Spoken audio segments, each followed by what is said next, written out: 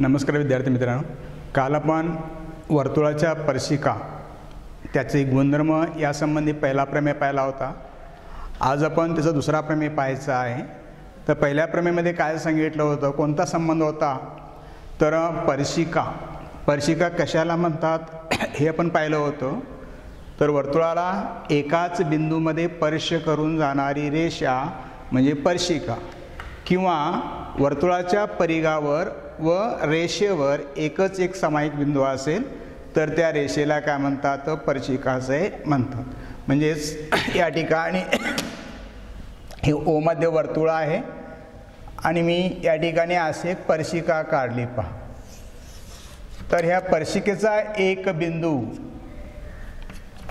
काय की जो बिंदू पी हा स्पर्शबिंदू आहे, हा पी बिंदू ह्या वर्तुळाच्या परिघावर पण आहे आणि या रेषेवर पण आहे. म्हणून या रेषेला एक्स वाय या रेषेला काय म्हणायचं, स्पर्शिका असे म्हणायचं. तर पहिला प्रमेय काय होता पहा, पहिला गुणधर्म, स्पर्शिकेच्या स्पर्शबिंदूतून काढलेली त्रिज्या. हा स्पर्शबिंदू परिघावरती आहे आणि परिघावरील बिंदू आणि वर्तुळाचा मध्य म्हणजे काय होणार या ठिकाणी, याची त्रिज्या होणार पहा. काढलेली त्रिज्या ही त्रिज्या काय असते, लंबरूप असते. या ठिकाणी समजलं, म्हणजे त्रिज्या आणि स्पर्शिका परस्पराला नेहमी लंबरूप असतात. म्हणजे या दोघातील कोण काय असतो, काटकोन असतो. हे काल आपण प्रमेयाने शिकलेलो आहोत. आता या स्पर्शिकेचा दुसरा गुणधर्म पाहायचा आहे. तर ह्या एखाद्या वर्तुळाला आपण एखाद्या बिंदूपासून किती प्रकारे स्पर्शिका काढू शकतो. इथं 3 पर्याय तुम्हाला मिळू शकतात. तर हे एकूण 3 वर्तुळं काढलेली आहेत त्या ठिकाणी. आकृती नंबर 1, आकृती नंबर 2 आणि आकृती नंबर 3. असं 3 आकृती आहेत पहा. ओ मध्यवर्तुळ, ओ मध्यवर्तुळ, ओ मध्यवर्तुळ.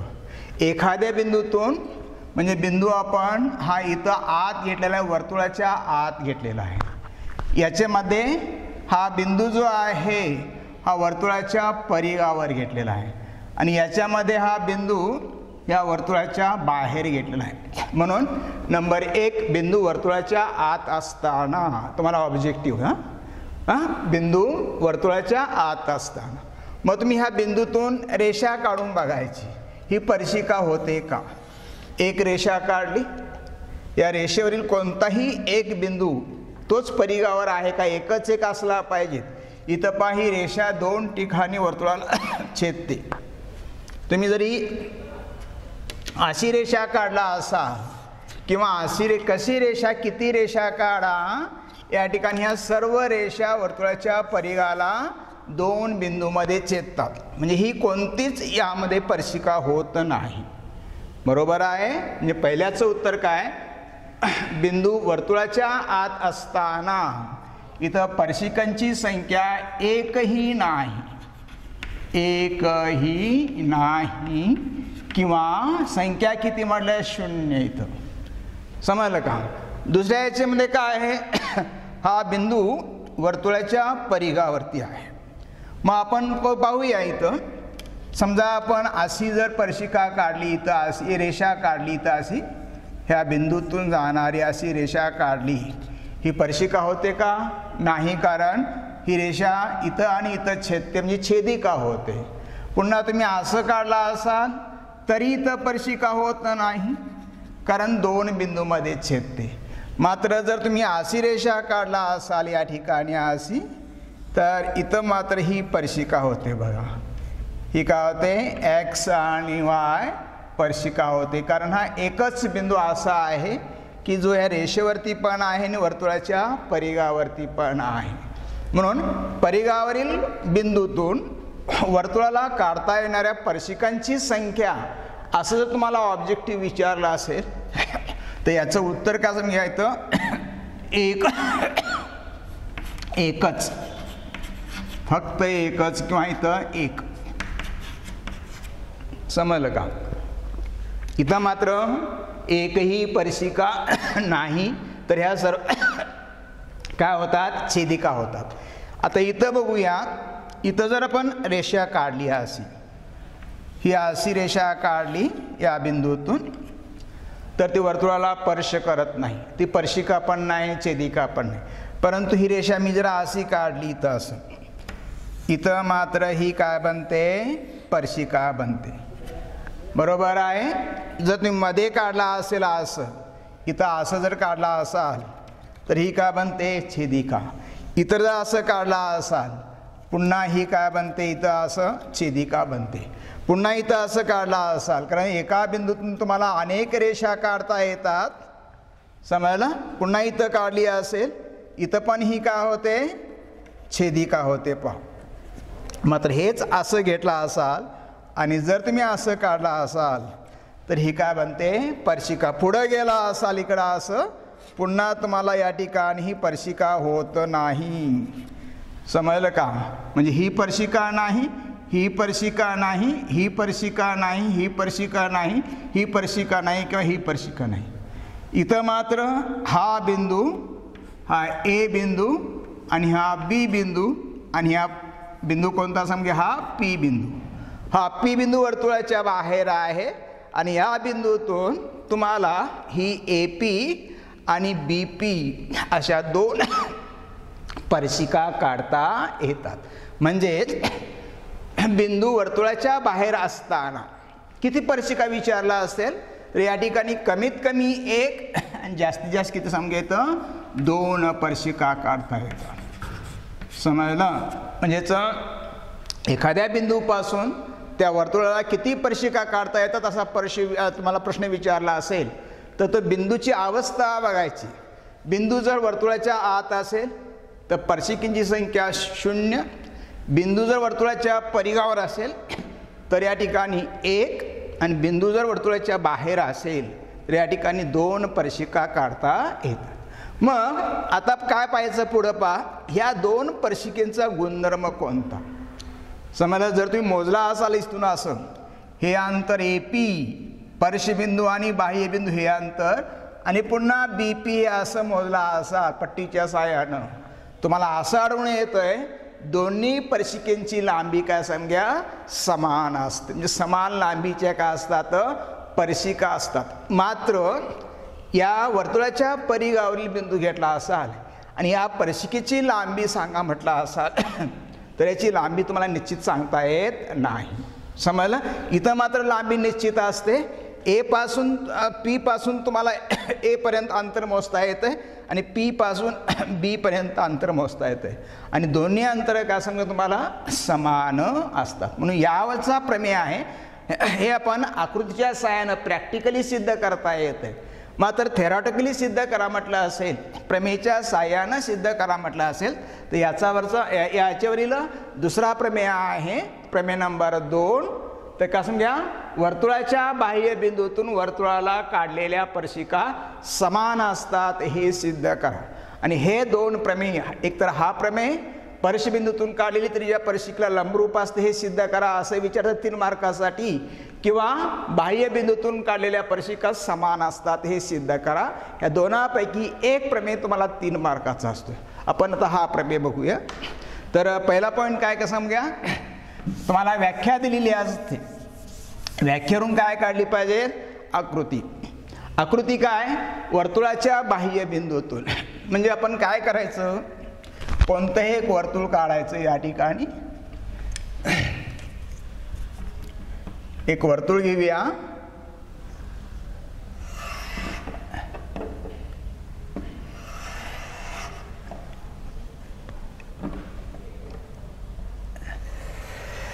हे वर्तुळाला नाव दिलं पाहिजे. वर्तुळ मध्याच्या नावानं ते वर्तुळ ओळखलं जात आहे, म्हणजे ओ मध्य वर्तुळ.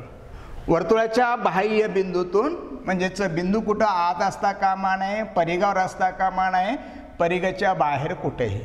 समजलं. आपण इथं एक बिंदू घेऊया. समजा हा पी बिंदू घेतला. पी हा वर्तुळाचा बाहेरील बिंदू आहे आणि ह्या बिंदूतून तुम्हाला किती स्पर्शिका काढता येतात हे आत्ताच पाहिलेलं आहे. पी बिंदूतून तुम्हाला जास्तीत जास्त 2 स्पर्शिका काढता येतात. उरलेल्या याच्या बाहेरच्या रेषा किंवा या बाहेरच्या रेषा स्पर्शिका नसतात किंवा छेदिका नसतात आणि याच्या आतील रेषा ज्या असतात जितक्या काढाल तेवढ्या सर्व काय समजा छेदिका असतात. म्हणून ह्या पी बिंदूतून आपण दोन पर्शिका काढायचं. स्पर्श करून जाणारी रेषा म्हणजे पर्शिका. समजलं का? या ठिकाणी ही एक पर्शिका काढली आणि दुसरी आपण इकडं असं काढूया. परिघावरचा एक बिंदू, कारण एकाच बिंदूमध्ये ती स्पर्श करून जाते. ही दुसरी आहे पास. हा स्पर्श बिंदू ए आणि हा स्पर्श बिंदू बी. बरोबर आहे? एवढ्यावरून तुम्हाला हे एवढं दिलेलं आहे. पहा, एवढ्यावरून तुम्हाला हा प्रमेय सिद्ध करता आलं पाहिजे. मग आता सुरुवातीला गृहीत लिहिलं पाहिजे. पहा, गृहीत का आहे, काय म्हटलंय? वर्तुळाच्या बाह्यबिंदू, वर्तुळ कोणतं? वर्तुळाच्या मध्याच्या नावानं वर्तुळ ओळखलं जातं, म्हणून ओ मध्य. ओ मध्य वर्तुळाला आपण स्पर्शिका काढलेत. पहा, वर्तुळाला कोणत्या बिंदूतून? पी बिंदूतून. पी हा कुठं आहे? वर्तुळाच्या बाहेर आहे. वर्तुळाला पी या बाह्य बिंदूतून आपण दोन स्पर्शिका काढलेल्या आहेत. कोणत्या? पी ए व पी बी. पी ए व पी बी या स्पर्शिका आहेत. या स्पर्शिका आहेत. हे दिलेलं आहे. कोणताही प्रमेय पाठांतर करायचा नसतो. काय हे समजून घ्यायचं, त्याप्रमाणे आकृती काढायचं. आकृतीवरून काय दिलंय ते लिहायचं म्हणजे गृहीत. समजलं? त्याच्यानंतर साध्य. साध्य जे सिद्ध करायचं असलेला साध्य म्हणतात. साध्य का म्हटलेलं आहे? काय समान असतात? स्पर्शिका समान असतात. म्हणजे या ठिकाणी स्पर्शिका कोणती असं घ्या, ए पी बरोबर बी पी किंवा पी ए बरोबर पी बी. इथं पी ए ह्या पी ए रेषाखंडाची लांबी बरोबर पी बी रेषाखंडाची लांबी. समजलं का? तर आता हे सिद्ध केलं पाहिजे. पहा, इथं समान दाखवता आलं पाहिजेत. समान दाखवलं पाहिजेत. पहा, आणि हे काय आहे? बाजू आहे. मग बाजू संबंधी जर समानता दाखवायचा असेल तर तुम्ही एकरूप त्रिकोणामध्ये आलं पाहिजेत. दोन एकरूप त्रिकोण असले पाहिजेत. मग त्रिकोण आहेत का? त्रिकोण नाहीत. बरोबर आहे का नाही? मग त्रिकोणामध्ये आपण रूपांतर करायचं. मग कसं रूपांतर करायचं? पहा, तर ही बाजू असणारा एक त्रिकोण जर तुम्ही असं सांधला असाल त्रिकोण होतो, परंतु तुम्हाला दोन एकरूप त्रिकोण, दोन त्रिकोण लागतात. दोन त्रिकोण होत नाही, म्हणून तुम्हाला हे सांधून चालत नाही. समजलं का? मग आपण दुसरा पर्याय काय? 1 2 3 आणि 4 बिंदू आहेत. म्हणजे तुम्ही इथं OA सांधू शकता. हे तुटक काढलं पाहिजेत. आणि पुन्हा OB सांधू शकता. OA आणि OB हे काय आहेत? वर्तुळ मध्य आणि स्पर्शबिंदू सांधलेले आहोत. म्हणजे काय सांगूया? स्पर्शबिंदू हा परिघावर असतो. म्हणजे OA त्रिज्या आहे आणि OB त्रिज्या आहे. हे एक केलं. त्रिकोण झाले का बघा? नाही, त्रिकोण झालेले. हा चौकोन झालेला आहे. मग चौकोनाचे त्रिकोणामध्ये रूपांतर करायचं असेल, कर्ण काढायचा असतो. कर्णामुळे त्या चौकोनाचे दोन त्रिकोण होतात, म्हणून इथं कर्ण काढायचं. कर्ण म्हणजेच काय? असंलग्न शिरोबिंदू साधल्याने होणारी रेषा, म्हणजे कसं घ्या? कर्ण. समजलं? असं घेतल्यानंतर हा पण कर्ण होतोय, परंतु तो चालत नाही. बरोबर आहे? मात्र असं घेतला असाल, हा घेतला असाल, दोन त्रिकोण होतात.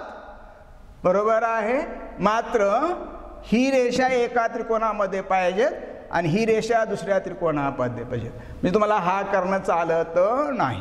मग कोणता कर्ण चालतो या ठिकाणी? हा कर्ण चालतोय. पहा, म्हणजे आपण पुन्हा हे सांधायचं. या ठिकाणी OP सांधायचं. पहा, समजलं? त्यामुळे आता दोन त्रिकोण झाले की ज्यामध्ये जे सिद्ध करायचं असतं ती रेषा एका त्रिकोणामध्ये येते आणि दुसरी रेषा दुसऱ्या त्रिकोणामध्ये येते. म्हणजे आपल्याला आवश्यक ते मिळालं. पहा, आता हे दोन्ही त्रिकोण तुम्ही एकरूप दाखवला असाल, समजलं? त्या गृहीतकांचा उपयोग करून जर एकरूप दाखवला असाल तर तुम्हाला ह्या राहिलेल्या बाजू तुम्हाला समान दाखवता येतात. म्हणून रचना आपण लिहूया. इथं रचना काय काय केली? रचना आपण OA आणि OB त्रिज्या, या त्रिज्या आहेत. त्रिज्या OA व OB सांधून सांधली म्हणा, सांधली. तसेच पुन्हा काय सांधलं तुम्ही, ओपी सांधली, किंवा फक्त तुम्ही ओए, ओबी व ओपी सांधली असं म्हटलं तरी पण चालतं. इथे त्रिज्येचा अर्थ स्पष्टीकरण केलं, म्हणजे त्रिज्या कोणी ओए आणि ओबी आहे, ओपी त्रिज्या नाही आहे तर म्हणून. आणि मी काय म्हटलं आहे, ओपी सांधली. त्यानंतर आपण सिद्धतेकडे येऊया. सिद्धता फारच सोपी आहे, समजलं का? पहा, हा त्रिकोण कोणत्या प्रकारचा, दोन त्रिकोण एकरूप दाखवायचे असतील तर ती 4 गृहीतके आहेत. बाबाबा गृहीतिक, बाकोबा गृहीतिक, कोबाको आणखी काकबा गृहीतिक. समजले का नाही? म्हणजे कर्णभुजा गृहीतिक, यांचा तुम्हाला वापर करता आलं पाहिजे. समजलं का? मग इथं कोणतं आहेत तुम्हाला कोणी माहिती नाहीत, तर या ठिकाणी 3 घटक माहिती असणारे तुम्हाला माहिती असतील तर ते एकरूप दाखवता येत आहे. मग इथं कोणताच दिलेला नाही त्याने, मात्र आपण इथं एक कोण सांगू शकतो. पहा, कोणता कोण सांगू शकतोय, ओए त्रिज्या आणि एपी स्पर्शिका.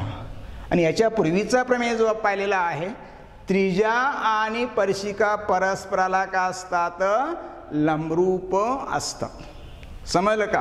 म्हणजे कोण ओ ए पी बरोबर काय समजा 90 अंश, आणि कोण ओ बी पी बरोबर 90 अंश. हे प्रथम लिहूया आपण. हां, समजलं?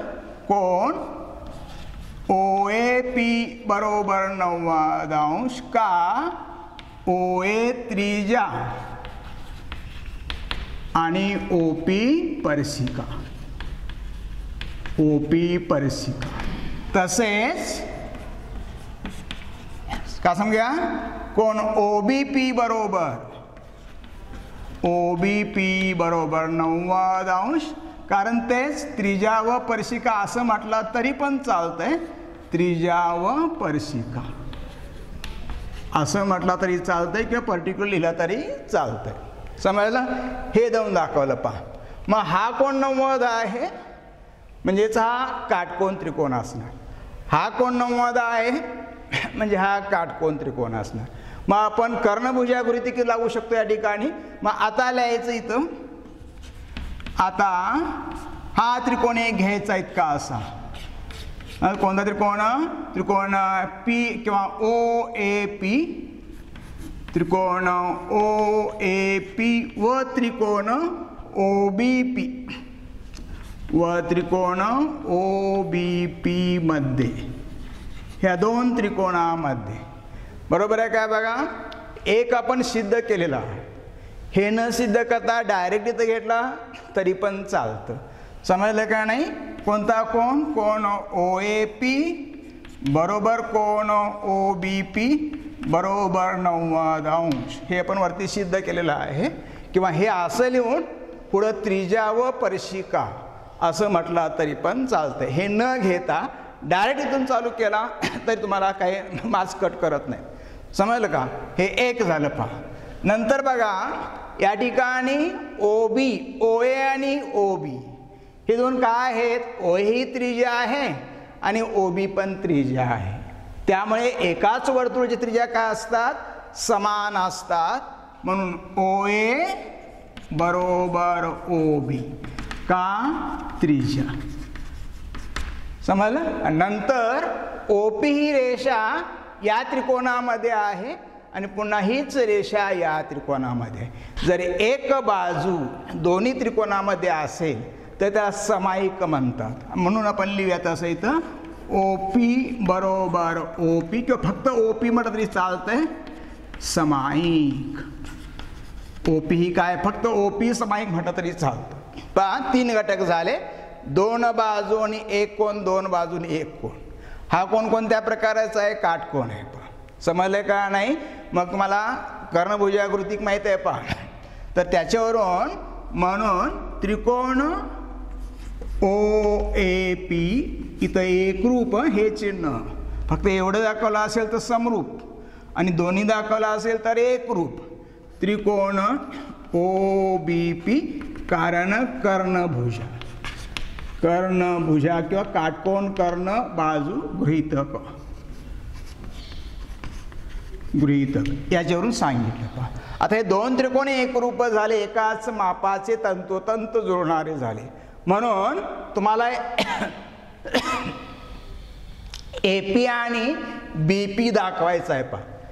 ही बाजू बरोबर ही बाजू, ही बरोबर ही बाजू सामायिक आहे, म्हणजे तिसरी बाजू का असणार या ठिकाणी सामायिक असणार, म्हणून म्हणायचं PA बरोबर PB, कारण इथं लिहायचं एकरूप त्रिकोणाच्या संगत बाजू, एकरूप त्रिकोणाच्या संगत बाजू, संगत बाजू. यावरून काय स्पष्ट होतं सांगून घ्या. वर्तुळाच्या बाह्य बिंदूतून काढलेल्या स्पर्शिका, यावरून वर्तुळाच्या बाह्य बिंदूतून काढलेल्या स्पर्शिका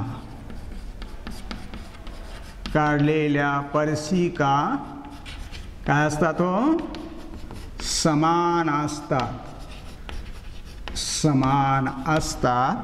हे सिद्ध हे तुम्हाला होतं. समजलं का नाही. अशा प्रकारे हा 3 मार्काचा प्रमेय आहे. तुम्हाला एकदम सिंपल आहे, काही कठीण नाही पहा. हे तुम्हाला सिद्ध करता येते, एकदम सिंपल आहे. तुम्हाला व्याख्या दिलेली असते, म्हणजे प्रमेय दिलेला असतो या ठिकाणी.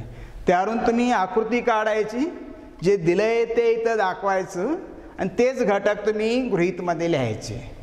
जे सिद्ध करायचं याच्यावरून ते इथं लिहिलं पाहिजेत. आणि नंतर जे सिद्ध करायचं आहे ते कोणत्या तत्वाच्या आधारे सिद्ध करता त्याच्यावरून तुम्ही रचना करायची असते. समजलं. रचना दिलेली नसते, ती आपण घ्यायची असते. आपण कोणतं तत्व ते साध्य सिद्ध करण्यासाठी वापरणार आहोत त्यावरून ती रचना करायची. मी कोणतं तत्व वापरणार आहे, बाजू समान दाखवणार आहेत आणि त्रिकोणाच्या बाजू समान दाखवायचा असेल तर एकरूप त्रिकोणाची गरज आहे. म्हणून मी तर काय तयार केलं, 2 त्रिकोण तयार केले आणि 2 त्रिकोण तयार होण्यासाठी मी OA आणि OB सांधली आणि OP सांधली. त्यामुळे हे 2 त्रिकोण झाले आणि 2 त्रिकोणावरून आपण ही सिद्धता सिद्ध केली. पहा समजलं का. एकदम सिंपल. हा कोण 90 दाखवायचा, हा 90 दाखवायचा. समजलं. नंतर OA बरोबर OP, कारण OA बरोबर OB, कारण का त्रिज्या OP समायिक.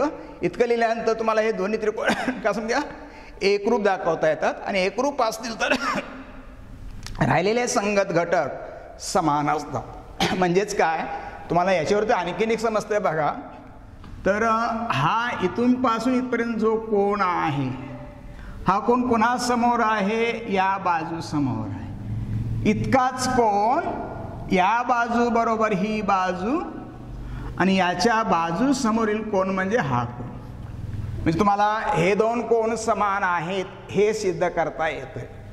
आणि पुन्हा इथं हा कोण एक शिल्लक उरला. पहा हा कुणा समोर आहे, OA समोर आहे. OA बरोबर OB, त्याच्या समोरील कोण हा. म्हणजे हे दोन्ही कोण, हा 30 असेल तर हा 30 असणार, हा 40 असेल तर हा 40 असणार, हा 80 असेल तर हा 80 असणार. समजलं का. म्हणजे हे दोन्ही कोण समान, हे दोन्ही कोण समान. जेव्हा हे असं असतंय तेव्हा ही OP ही याची ही कोण दुभाजक रेषा असते. तुम्हाला दिला असेल असं, हा कोण असं दिला असेल, हा 70 तुम्ही इथं सांगला असेल, हा 35 आणि हा 35 मानता आलं पाहिजे. तर अशा प्रकारे तुम्हाला हा प्रमेय आपण सिद्ध केलेला आहे. तर इथं तुमचे प्रमेय पूर्ण झालेले आहेत. पहा पहिल्या भागातील 4 प्रमेय, त्यावरती 4 मार्काचं एक उदाहरण पडतं आणि या 2 प्रमेयावरती तुम्हाला एक उदाहरण पडत असते. म्हणजे 4 आणि 3 7 मार्क तुम्हाला हे प्रमेयच्या सहाय्याने नक्की मिळवता येतात. तर नेक्स्ट टाईमला ह्या दोन्ही प्रमेयाची उदाहरणे आपण करायची आहेत. समजलं. तर तेव्हा स्वाध्याय 4.1 आणि 4.2 आपण नेक्स्ट टाईमला सोडूया. थँक्यू.